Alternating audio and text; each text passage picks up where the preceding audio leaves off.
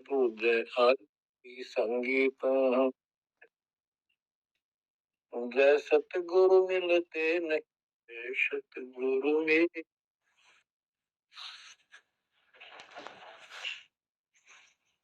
परम पिता परमात्मा कबीर जी की प्यारी आत्माओं,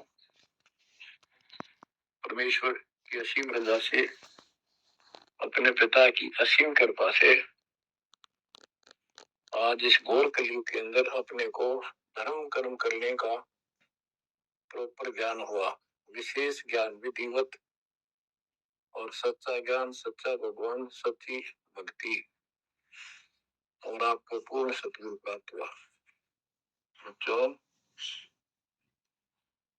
इस गंदे लोक में आकर हम परमात्मा को फिर भुला दिया हमारे को, भूले नहीं। ये त्रिगुण नहीं माया, रजगुण धर्मा से निपर रहा गुण, सतगुण विष्णु जी से, संगुण शंकर जी से हमारे ऊपर इतना जबरदस्त प्रभाव रखता है कि हम सब भूल जाते हैं और इनसे प्रेरित होकर के सारे उल्टे काम करें। ब्रह्मा जी के गुण से या ठाठ बाट की इच्छा होती है, राजपाट की इच्छा होती है और संतान उत्पत्ति बाई फोर्स कराई जाती है, जीव के वश का नहीं होता। और फिर ममता मोह एक ऐसा रोग लगा रखा है, ये सबसे लग जाता है। किसी से 10 दिन ठीक से बात कर ले, उससे मोह हो जाए। और अपने परिवार में जन्म लेने वाले बच्चों को से तो होना ही होना, हुआ तो 8% सीने से लगाते हैं उनको।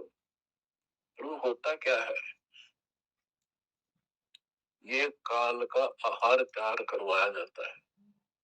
गीता अध्याय 7 श्लोक 12 में कहा है कि अर्जुन, रजगुण तमगुण सतगुण, रजगुण ब्रह्मा, सतगुण विष्णु, तमगुण शिव जी, इन तीनों गुणों के द्वारा जो कुछ भी हो रहा है उसका निमित्त मैं इनमें नहीं, यानी मैं इनसे अलग हूँ, ऊपर हूँ। रजगुण ब्रह्मा से उत्पत्ति, सतगुण विष्णु से वो ममता एक दूसरे में जकड़ देना, सतीथी बोल रहे इसको, कह रहे यहाँ पर। और तमगुण शंकर से संहार, ये है यहाँ का प्रोसीजर। हमारी आंख कभी नहीं खुलती क्योंकि प्रेशर ज्यादा है, इतना दबाव है, जीव की अवस्था नहीं है। आपको इतना ज्ञान सुना दिया और सुना रहे हैं,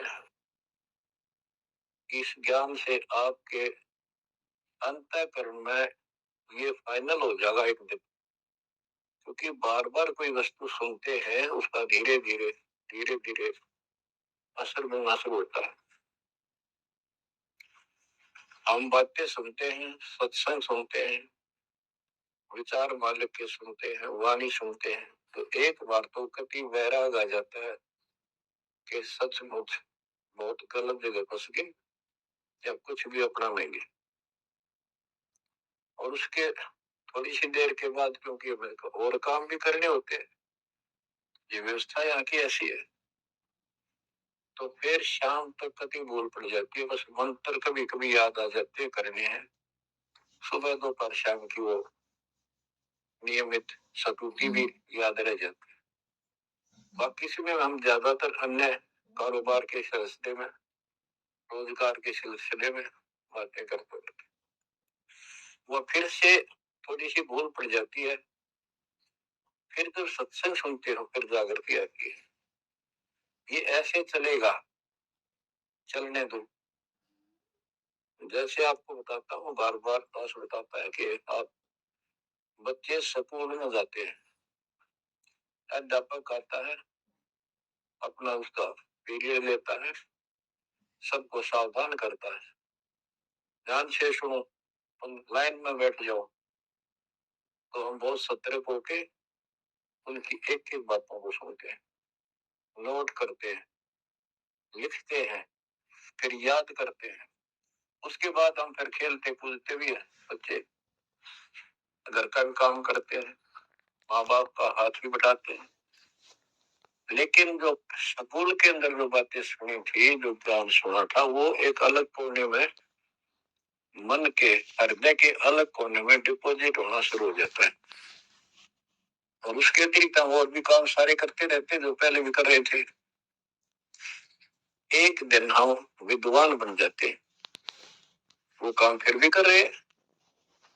इस ज्ञान को रह रहकर सुनने से एक दिन आत्मा कभी दृढ़ हो जाएगी कि संसार में एक दिन भी रहने का नहीं है, ये संसार एक दिन भी। और कभी भी फिर शरीर यहाँ से छूट जाए, जाने का टाइम आ जाए, नो प्रॉब्लम। हमारी आस्था सतलोक में जाने की होगी, क्योंकि हमने वहां जाने का टारगेट बना रखा है। पहले तुम्हारा कोई टारगेट नहीं था, हमारे पास जाएंगे कहाँ। उसमें कोई बच्चे में मोह हो जाता, परिवार में मोह रह जाता, यही कुत्ते बनकर जन्म ले लेते। कबीर साहब कहते जहाँ आशा तहाँ बासा हुई, मन कर्म वचन सुमरियो सुन।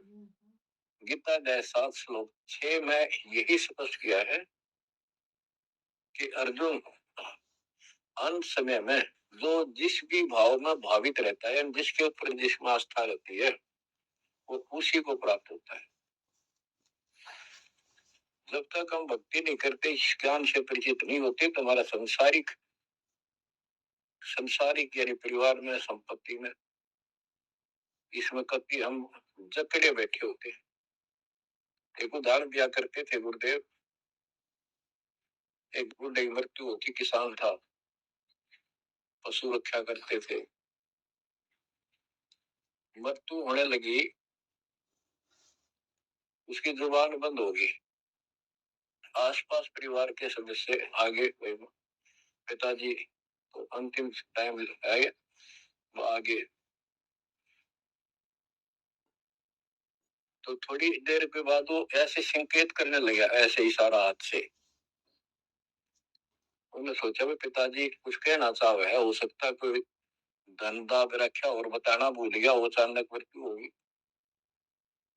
एक डॉक्टर बुलाया, उसने पता था कि एक बार ये बुलवा देगा, 500 रुपये लेगा, ऐसा इंजेक्शन लगाता है। वो बुला गया, उसने इंजेक्शन ला दिया। पिताजी बता बता जल्दी क्या कहना चाहो थे।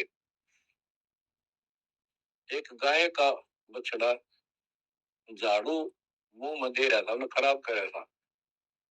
जो बोला देख, यो बछड़ा झाड़ू चाहता है, तुम कित मर गए, नाश करोगे मेरे गाय पक्ष है, ये नुकसान कर दिया। 2.5 आने की झाड़ू 500 रुपये पड़ गई हुई। जहाँ साता बासा हुई, वही फिर कुत्ता गधा पशु बढ़कर वही जन्म लेगा।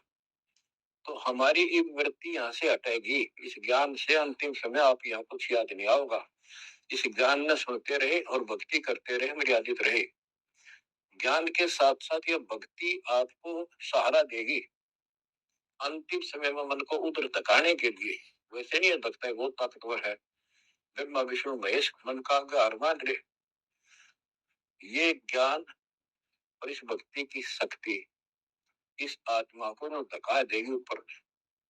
अंत समय में सेकंडों के अंदर सतलोक बैठे पाएंगे। इस पर लगे रहना, इस मार्ग से जैसे दास आपको बताता जाएगा। अमर करूं सतलोक पठाऊं, ताकि बंदी छोड़ करूं। कबीर साहब कहते हैं, मैं अमर करूं सतलोक पठाऊं भेजूं, इसलिए बंदी छोड़ कर लाता। अब यहाँ क्यों हो रहा है, क्या हो रहा है, आपको सब पता है।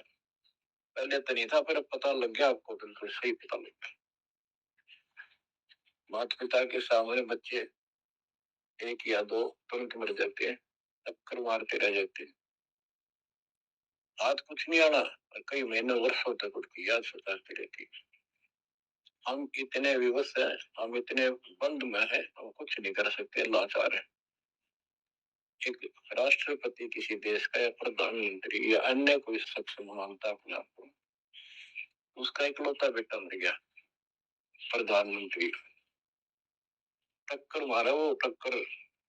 और उससे पहले जब आकाश में वो थी उसकी, तूती साथ में आकाश में रहता, उसका दिमाग धरती पे पटक दिया। एक बताते हैं महाभारत में प्रकरण आता है, द्रोणाचार्य ये गुरु था कौरव पांडवों का, और शिक्षा दिया करता मोह मत करो, वो सबसे बड़ा खतरनाक है। द्रोणाचार्य का जब लड़का अश्वत्थामा मरा नहीं था उस समय तक, ये कह दिया गया अश्वत्थामा मर गया।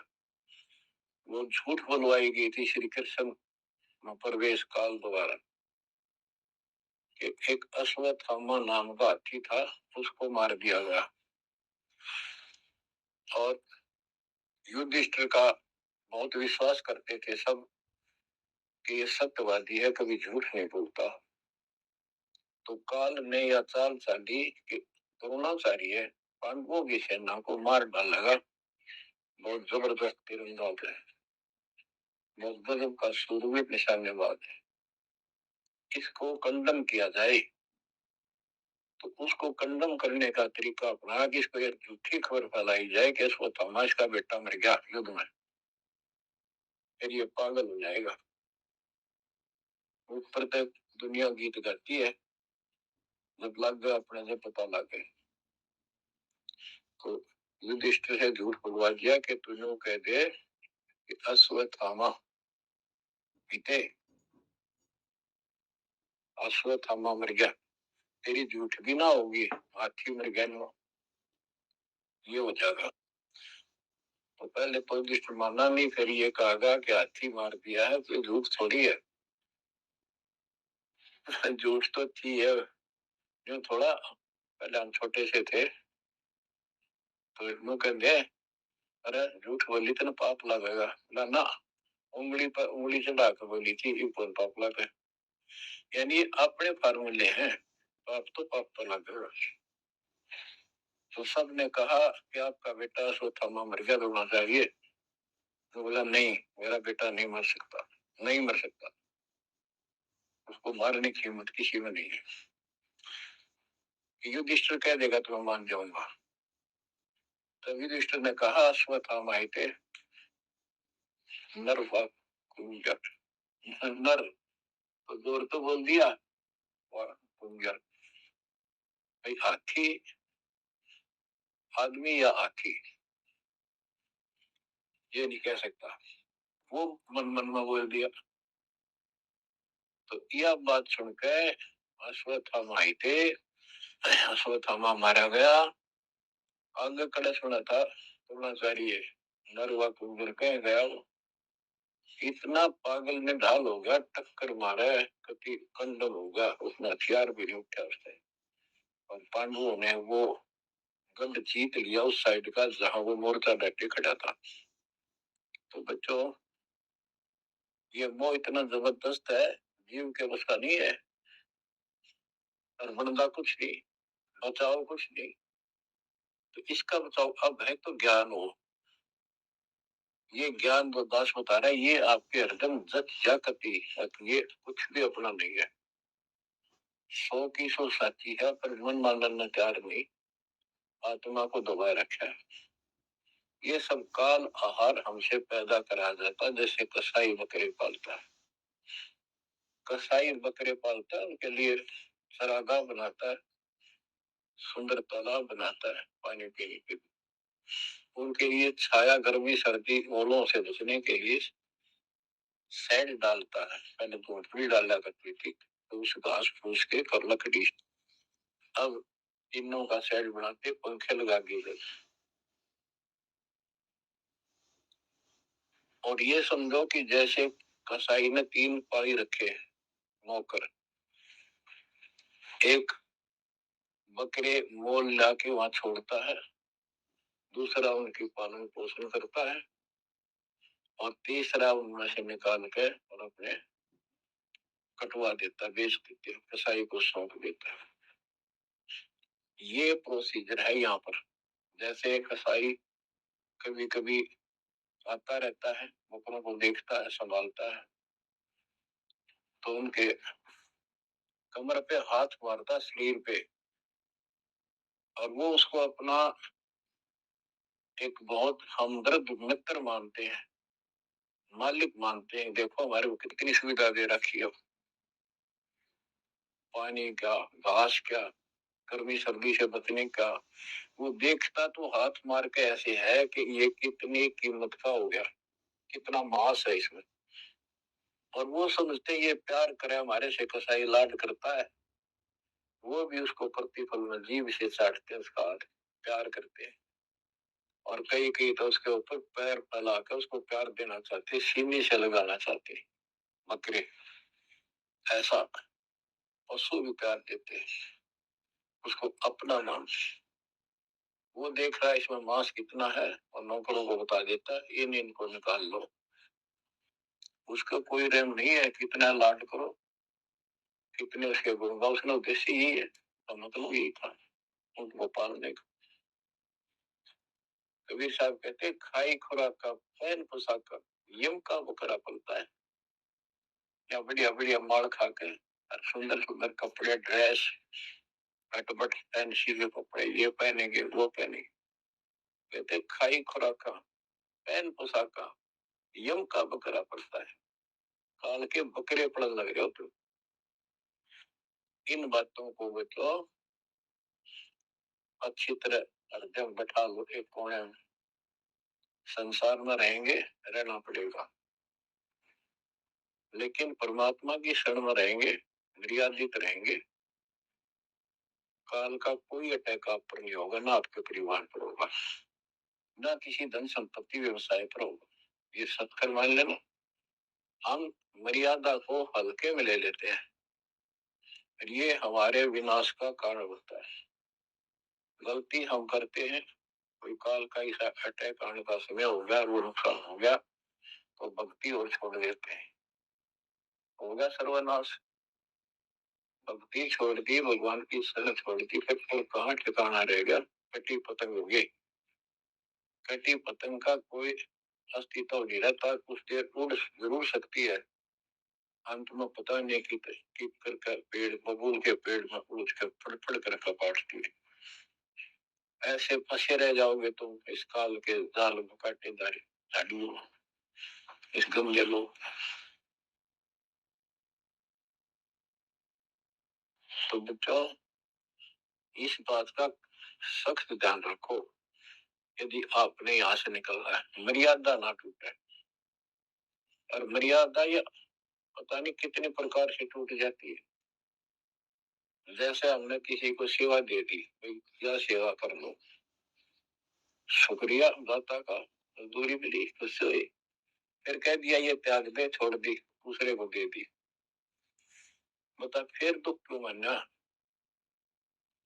फिर दुख मानते। मैं ये समझा, इतना ज्ञान होकर भी तुम ऐसी बातें करते हो, तो शुक्र मनाओ और 100 बार हाथ जोड़ के भाई बहुत अच्छा गुरुदेव का आदेश है कि भाई सेवा कर लेगा, मुझे भी और सेवा दे दियो कोई, मेरी नीयत से सेवा करने की।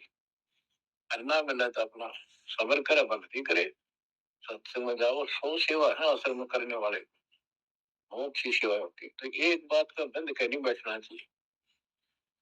ये प्रार्थना आती है, मेरे को कोऑर्डिनेटर सेवा फेर दियो, ये भी कमजोरी है। जैसे एक डॉक्टर के पास बूढ़ा आदमी गया, कमजोर सा, और दोस्ता में अस्थि पिंजर बने जा शरीर का, जाके बता डॉक्टर जी मैं खड़ा होता हूँ तो चक्कर आते हैं, क्या कारण है? डॉक्टर बोला कमजोरी है, वीकनेस ऑफ बॉडी। बोला पिंडी दुख है, पिंडी पैरों की। डॉक्टर बोला कमजोरी है। फिर वो वर्ग बोला जी मेरे सारे शरीर में भड़कुआ रहती है, यानी सारे शरीर में दर्द सा बना रहता है, चबक चबक नाड़ी करती है। डॉक्टर बोला कमजोरी है। वो वर्ग गुस्सा होकर बोला डॉक्टर ने, तो डॉक्टर है गम चक्कर है, एक तो बात जाना है कि कमजोरी है, कमजोरी है, और वीक में बताओगा।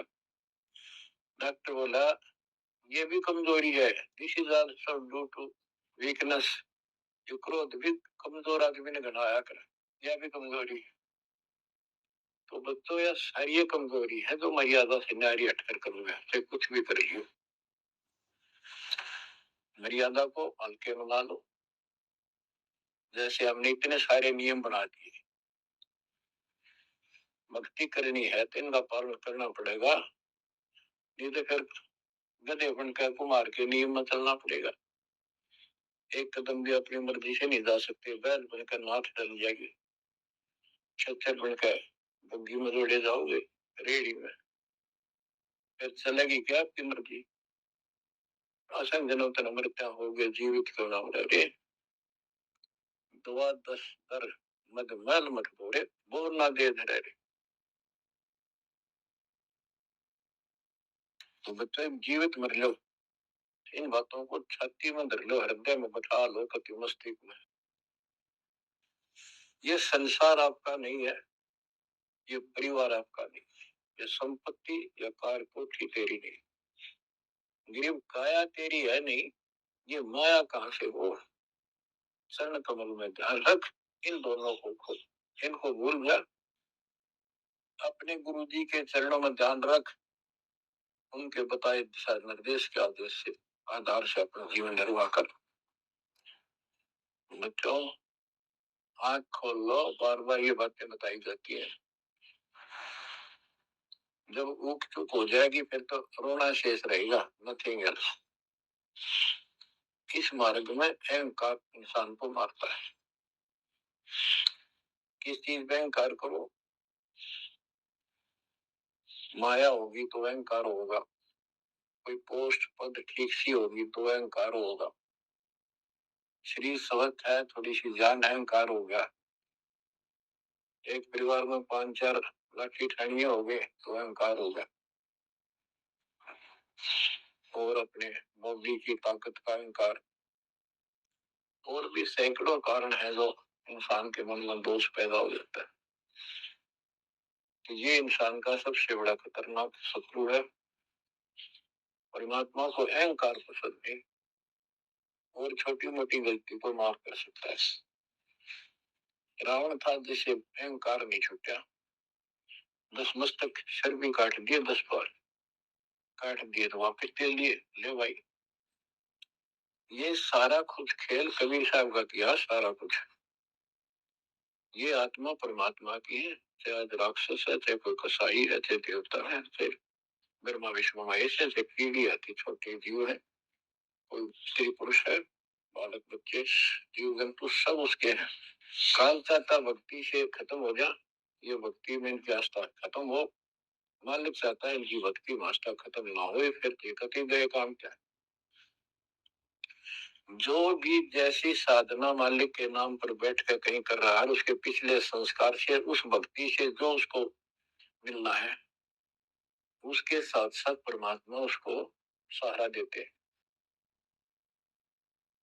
जैसे रावण ने सिर काट दिया शिव जी के निमित्त, तो भगवान के नाम काटा उसने, और भगवान की खोज में निकला था, साधना गुरु गलत मिलने से उसको मार्ग गलत मिल गया। पिछले जन्म के संस्कारी ही इतने सैक्रिफाइस कर सकते, इतनी कुर्बानी कर सकते, वैसे नहीं हुआ करते, तो पिछले जन्मों में वो भगवान का भगत रहा है, फिर इतना बिगड़ गया कि राक्षस बन गया, तो उस मालिक ने उसको 10 शीश वापस दिए, लेकिन बकवाद करी तो अंत बुरा हुआ। उसके कर्म में दिशा दी की उनसे धन दे दिया, और धन भी यही छोड़ गया। गिर सर्व सोने की लंका होती, रावण से दी, एक पलक में राजगुरा दी, जम के पड़े दी, मन तो सुख के सागर बसरे, और न ऐसा यसरे, क्या मांगो कुछ फिर न रही, देखत नैन चला जग जाई, एक अलग पूछ सवाल नाती, उस रावण का आज दीवान बाती। एक पुत्र मांगते फिरते, एक बेटा देते, एक भगवान बेटा हो गया। बेटियों की तो हम गिनती नहीं करते, बेटा चाहिए बेटा। वो किस लिए उगलछमी पैदा कर रखी थी कि बेटा ना हो, यहाँ तक गति नहीं होगी माँ बाप की, क्योंकि अंत समय में जेठा बेटा, बड़ा पुत्र, माँ बाप का अंतिम संस्कार करा, यानी उसने फूका है, फिर उसकी अस्थि डाल का है, फिर उसकी क्रियाक्रम करावे, तो उसकी गति हो।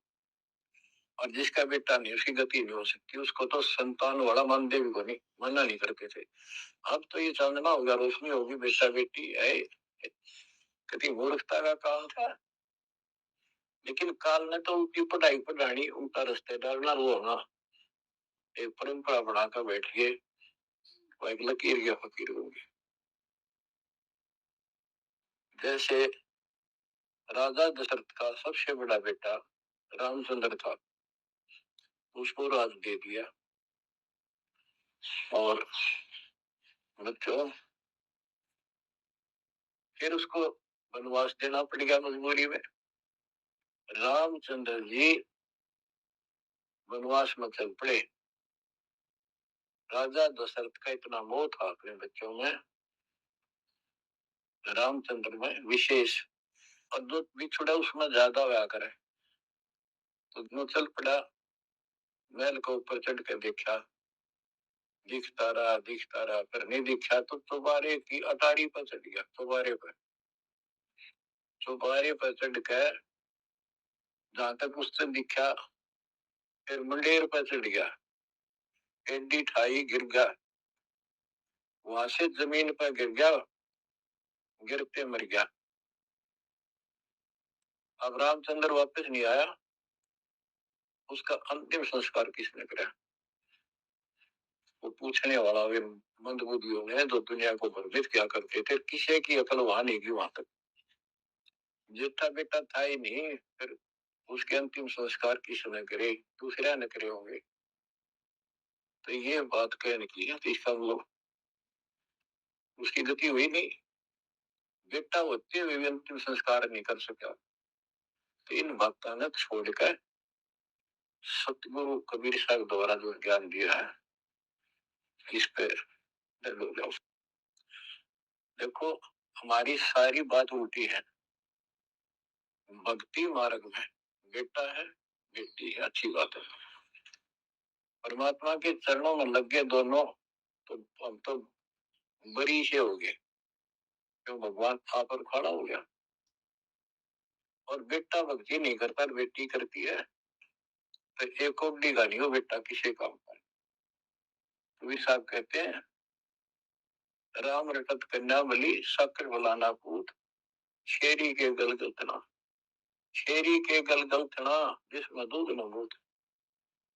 बकरी के गल में एक खालडा लटका रहा थन के साथ, व्रत की खाल। कहते वो बेटा था गल का ऐसे वजन है सिर पर, बे मतलब का व्रत का दिखावा है।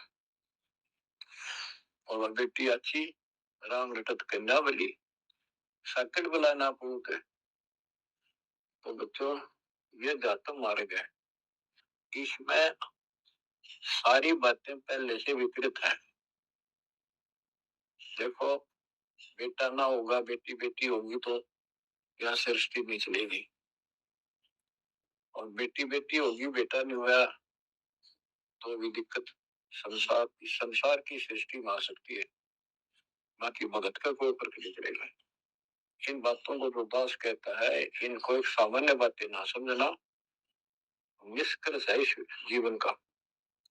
जिसका बेटी नहीं है उसको ये तड़प रह जाती है बेटा होता, या भूल के भी ना करना। इन बेटे वाला देख लो कितने सुखी, टाइम पर रोटी नहीं, चाह नहीं, भी तरसे बैठे बैठे। वो सोचे बड़ा दे देगा, छोटा सोचे बड़ा आप दे देगा, बड़ा सोचे छोटा कह देगा।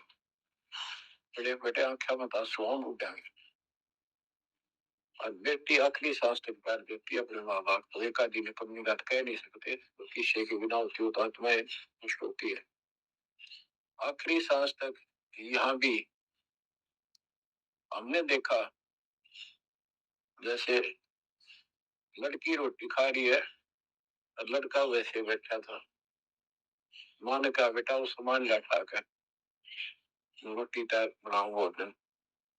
बेटा बेटा ना लाऊं, मुंह को खोए अलावे। बेटी तो कह भी कोई ना, रोटी खाती खाती छोड़ के आन की थी, 1 10 साल का की होगी, लड़का 12 13 साल का। उठ कर रोटी छोड़ के हाथ धोकर और सामान लाकर माँ को दे दी। लेकिन फिर भी बेटे में मोह ज्यादा और बेटी में नहीं। इसका कारण यह था कि हमने बेटी को बाहर बढ़ा लिया इस रीति रिवाज। बेटी तो 15, 16, 20 साल की मेहमान होती है आपकी। ये तो परमात्मा की बेटी 2 गुना का सुधार करती है। आगे जाके घर में सावे उस परिवार को भी सुधारे और माँ बाप के अंदर मोह नारा रहे। तो भाव ये है कहने का, अगर बेटा नहीं है ना और भगत है, उसके सब भगवान धरती का नहीं। प्रथम तो वो है जिसका कति संतान नहीं, वो भगवान। दूसरा वो है जिसका बेटा ना हो, बेटियां की करके शादी और दोस्ता में अपना लेकर मारा जाता है। और बेटी वहां बैठी भी माँ बाप की चिंता करेंगी और कोई न कोई सुविधा उनको देती रहेगी। और बेटा छाती पर रह के भी खून के जाके कति साफ दिखाई दे है, इसमें कोई मानो तो ना मानो। लेकिन बेटे भी हैं, ठीक है, और उनमें वो भी भक्ति करो, आप भी करो, कुछ दिन में उनको समझ आ जाएगी। पुत्र को तो भी भगवान से डरने वाली हो जाएंगी, माँ बाप का ध्यान रखें। वैसे कोई विकल्प नहीं इसका, लेकिन इस दुख को हम अच्छा मानते हैं पुत्र ना होने से। हम तो काल में गधे बना रखे हैं। जितना कष्ट में रहे और वजन लग जा रहा है तो हम सीधे चाला और कम हो जाता मानने को। हमारा तो जैसे एक माई का पुत्र मर गया 15, 16 साल का, और भगत थी, टक्कर मारी, रोना पड़े के बस की बात है, पाला पोसा ले जाता का। फिर उसने सबर हुआ जैसा दूसरे जो बिना भगत थे उनके पड़ोस में, जो उनके लड़के की शादी होगी और वह पत्नी थी बदचलन, उनको समझाने की चेष्टा करी कि तू ऐसा ना कर, लेकिन हुआ तो मानी नहीं, उसने वही फांसी खा ली।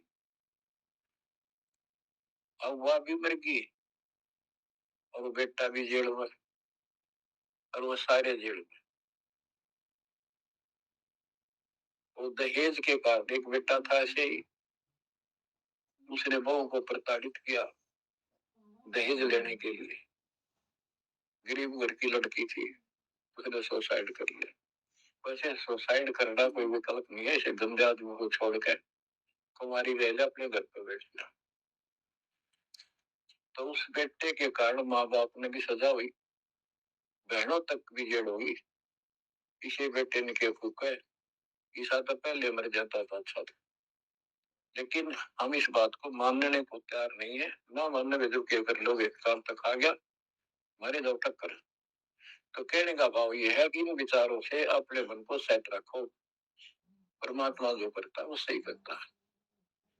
जैसे आपको बताते रहते हैं, एक बार हजरत मूसा जी यहूदी धर्म के प्रवर्तक में से किसी ने पूछा सत्संगी ने कि आज के दिन सबसे बड़ा इल्म वाला यानी ज्ञानी कौन है, उसने अपने आप को बताया। तो उसका अल्लाह बोला, जिसको खुदा मानते हैं, जिसने कुरान का ज्ञान दिया, बाइबल का दिया। ये मूसा ने ये बात बहुत गलत की, मुझे अच्छा नहीं लगा। तुमने अपने आप को कैसे कह दिया मैं सबसे विद्वान हूँ। अब मूसा जी भी अपनी जगह ठीक थे जी, यो ज्ञान आपसे प्राप्त हुआ, आप भगवान खुदा हो और खुदा जो ज्ञान देता हुआ सबसे उत्तम होता है, मैं उसी के आधार पर कह दिया ना। नहीं, तेरा ज्ञान तो अलखिजर के ज्ञान के सामने कुछ भी दिए। तो अलखिजर के पास मूसा जी पहुंच गए। अलखिजर जी ने कहा, कबीर साहब थे वो, कि मेरी तो बातों को मानने का नहीं, विश्वास नहीं करेगा, जो मैं को बातें माननी पड़ेगी तो रिजेक्शन नहीं होना चाहिए, और बोल लेगा नहीं, सुन देखता देखता रही। वो बोला, मूसा जी बोले, बिल्कुल महाराज, जैसे आप कहोगे मुझे सबर करने वाला पाओगे, कभी मैं ऑब्जेक्शन नहीं करूंगा आपकी बातों में। अगर तू खरा उतरा तो ज्ञान बताऊंगा, ना बताऊंगा। उसने रास्ते में चलते एक जवान लड़का था 17, 18 साल का, अलखिजर ने पकड़ के और गर्दन पकड़ कर मार दिया। तो मूसा जी बोले, तनिष बेकसूर को मार दिया, तेरा दिमाग खराब है, क्यों क्यों मारा तेने, क्या बिगाड़ा तेरा इसको। तो अलखी जब बोला, मैंने कहा था मैं जो करूँ तू देखता रहिए, बोलना नहीं है, मेरी क्रिया का अविश्वास ना करना। मूसा जी ने अपनी गलती मानी, चल पड़ा। ऐसे ऐसे दो तीन और कारण हुए, सब में उसने ऐसे ऑब्जेक्शन किया, आखिर वो बिना हार गया। मूसा कि मैं इस योग्य नहीं, मैं आपकी बातों को अविश्वास करता रहा हूँ। लास्ट बताया जाए कि इस क्रिया के बाद तो फिर ऑब्जेक्शन किया, तो मैं तेरे से बात नहीं करूंगा, ना पे बताऊंगा। ज्ञान बोला भी ठीक है, उसमें भी हार गया वो। तब अलखिदर बोला, सुन ले, ज्ञान तो तुमने बताऊ नहीं, वो लड़का क्यों मारा था? वो ऐसा दुष्ट पैदा हो गया था, इसके माँ बाप भगत हैं और उनको इतना परेशान करता, वो रो रो का टाइम काटते। उसके स्थान पर भगवान ने उनके घर में 50 साल की उम्र में एक बेटी का जन्म दिया, उनका सुखी जीवन मिला। ये प्रमाण है उसके अंदर, बाइबल के अंदर। तो बच्चों, ये सत्य मान लो, मालिक जो करे उसको सही मानो। चूक हो भी जाता, भगवान से दूर ना हो जाना। वो जो करेगा भगवान कभी गलत नहीं करेगा, ये तो आपने मानना ही पड़ेगा। गलत तो हम करे बैठे, हाँ यू काल करवाने लगे और रोज गलत हुआ है, एक दिन भी नहीं। तो बच्चों, परमात्मा की प्रत्येक क्रिया पे विश्वास रखकर चलो, तो हमने चाहे कितना नुकसान होता दिखा है, रद्द करमता राम की रजा दरशीष दास गरीब तरस परस तीस बैठे जगदीश। हम अपनी विचारधारा को ऊपर रखा है, तो घिसी पट्टी और बिल्कुल बकवादों से भरी होती है। इस कारण से हम भगवान पे विश्वास, गुरु जी पे विश्वास और सब क्रिया पे विश्वास करके अपने कर्म छोड़ कर फिर काल के जाल में फंसे रह जाते। वहां कुछ है ही नहीं, वो तो सारे उल्टे कर्म, बेसिक परंपरा बनावटी है। बच्चों, विश्वास करो अपने बंदी छोड़ पे, विश्वास नहीं करोगे तो मार खाओगे। गरीबदास जी कहते हैं, गरीब सर्जन अर्जुन को सतगुरु मिले, मक्के मदीने माही, 64 लाख का मेल था, दो गन सब ही जाही। गरीब चंडाली के चौक में सतगुरु बैठे आए, 64 लाख गारत गए, दो रहे सतगुरु पाए। गरीब सर्जुन अर्जुन ठाहरे, सतगुरु की प्रतीत, सतगुरु यहाँ ना बैठिए, जो द्वारा है नीच। गरीब ऊंच नीच में हम रहे, आंड काम की दे, सरगुन अर्जुन समझियो, रखियो शब्द स्नेह। बच्चों, सरजुन और अर्जुन नाम के दो मुसलमान थे, इनके नाम तो मुसलमान पद्धति पर थे। परमात्मा मक्का मदीने में गए तो वहां बहुत से चमत्कार किए, इन दोनों आत्माओं को समझ में आई ये बात।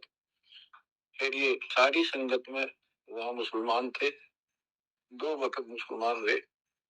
इन्होंने कहा, वैसे तो काफी थे मुसलमान भी, और ये विशेष दंड थे, सब नियमों का पालन करने वाले थे, तो इनका नाम बदल के सर्जुन और अर्जुन रख दिया। परमेश्वर कबीर जी ने संगत की परीक्षा लेने के लिए लीला की कि ये विश्वास करते हैं या नहीं करते, क्योंकि भक्तों में गुरुदेव के आदेश का पालन कम होने लगा था। जैसे एक लड़की थी, उसको ज्ञान हुआ वो गलत काम करती थी, वैसा थी, अपना जीवन सुधारने के लिए मालिक से ज्ञान सुना, सत्संग आने लगी, तो संगत वाले उसको धिक्कार में लगे। गुरु जी से बताया, गुरु जी ने सत्संग के बाद उनसे कहा, भाई आपने इस चीज से कोई लेना देना नहीं, कोई सत्संग सुनेगा नहीं तो आत्मा कैसे साफ होगी, कपड़े को पानी साबुन लगेगा नहीं, उसका मैल कैसे उतरेगा। फिर भी वो जैसे तैसे अटपट करते रहते हैं। एक दिन मालिक ने परीक्षा ली, एक लड़की उस वैश्या को हाथी पर बैठाया, हाथी किराए पे लिया, हाथ में गंगा जल, सफेद पानी, बोतल में भर लिया जैसे शराब हो, लड़की के कंधे पर हाथ रख लिया, सारी काशी में घुमा दिया, साथ में रविदास जी थे। तो जितने भी सबको पता चलता है, लोग देखते गए और शिष्यों को बुला बुला के लाओ, देख हम तो क्या करते, वहां पर वेश्या तक जाती है, दुल्हा कैरेक्टर लेस है। पहले तो हम भगवान क्या करते उसको, इतने सुख दे दिए, जान निकली पड़ी थी, टोटा दुखी कर रहा था, शरीर में कष्ट थे, कहीं सुबह का रोटी भी नहीं थी, और इतने ठाट कर दिए बिने दिनों में। जब तो भगवान थे, आज वो शैतान लगे। ये हमारी कमजोर बुद्धि, जीव बुद्धि की सोच थी। सब परमात्मा को छोड़कर उसकी साधना करने लगे।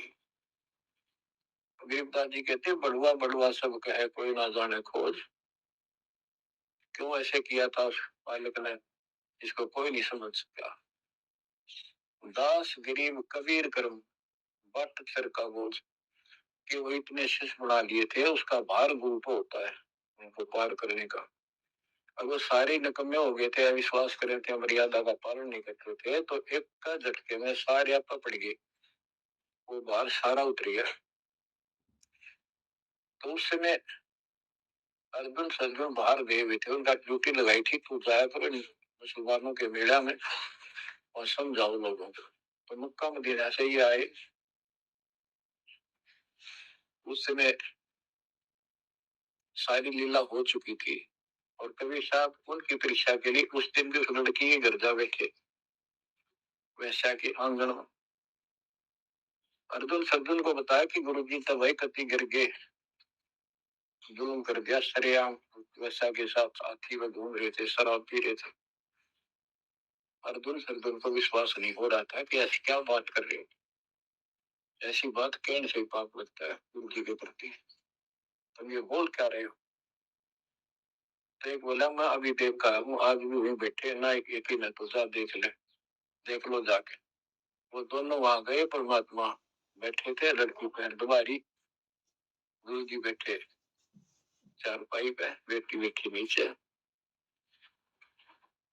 तो गुरु जी को शिक्षा देते हैं, गिर अर्जुन अर्जुन ठहरे सतगुरु के प्रतीक, यानी उन्हें कुछ दृढ़ता दिखाई थी, फिर जाके देखा तो वहां सतगुरु से बोले, सतगुरु यहाँ ना बैठिए, यो द्वारा है नीच। हे सतगुरु, आप यहाँ ना बैठो, ये तो एक नीच औरत का घर है।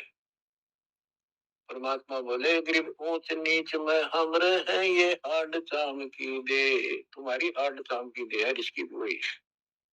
अर्जुन अर्जुन समझियो, रखियो शब्द स्नेह, तुम समझ जाओ, अपनी भक्ति कर लो, जो नाम दिया, इन बातों में कुछ नहीं दे। गुरु को शिक्षा देते हो तो मेरे गुरु हो गए। ऊंच नीच में हम रहे, ये हाड चाम की दे, अर्जुन अर्जुन समझियो, रखियो शब्द स्नेह। तो उनकी आंखें जब खुल गई, पैर पकड़ लिए, माफ करो गुरुदेव, वह नीच आत्मा है, हमसे बड़ी भूल होगी, क्योंकि वो चाहती है। फिर परमात्मा ने कहा, बेटा कितनी बात बना लो तुम, मेरे प्रति वो भाव थारा हो नहीं सकता, तुम्हारे मन में मैल आ चुका है, और मेरे इस शरीर से गुरु रूप से तुम पार नहीं हो सकते। फिर रोए बुरी तरह जी, फिर उद्धार कैसे होगा। फिर बता कि दिल्ली से 10 मील दूर पश्चिम की ओर किसी गांव में हम फिर आएंगे, हमारा एक भक्त आएगा, उसको दीक्षा देंगे, दीक्षा उससे लेकर तुम कल्याण को प्राप्त होगे। तो वो कहते हैं, वहां से चल के वृद्धावस्था में हमायूं गांव है खरखोदे के पास, वहां आकर रुके, कति वृद्ध हो गए, मालिक की कृपा से वो 200 साल जिए उपदेश। और फिर गरीबदास जी को परमात्मा मिले 10 साल की उम्र में, उनको दीक्षा का आदेश दिया। तब उसने वहां से दीक्षा लेकर वही शरीर छोड़ दिया, छुड़ानी में। उनकी अभी तक हमारे सामने बताओ थे, हम जाने लगे थे कि अब 2-3 साल पहले, 10 साल पहले या भूरी वाले महाराजा करते गरीबदासी को माले वो मंडी खुदवा दी, उनके दोनों की यादगार बनी हुई थी, इसलिए खुदवा दी कि लोग इन पूजन लाग जाए गरीबदासी को छोड़ के। तो कहने का भाव यह है बच्चों, आंख खोल लो, इन बातों को चिंतरा, गुरु के प्रति कभी अविश्वास नहीं होना चाहिए और परमात्मा की प्रत्येक क्रिया को शिरोधार्य होना चाहिए। आंख खोल लो, परमात्मा बार बार यह मौका नहीं देगा आपको, समझा है तो सर पाऊं और नहीं रे ऐसा तो ये संसार समझता नहीं कहना शाम दोपहरे गरीब दास ये वक्त जात है रोगे इस पैरे। भक्ति नहीं करते वो नो रोएंगे, गलत साधना कर रहे वो रोएंगे, ये सच्ची भक्ति करके मर्यादित ना रहे तो तुम रोओगे। कभी सिद्ध हो जाओ, समर्पित हो जाओ, मालिक के चरणों में सदा ध्यान रखो, बुराइयों से बचो, सेवा सुमन दान करो, मर्यादा का निर्वाह करो, मालिक आपको मोक्ष दे। सत्साई।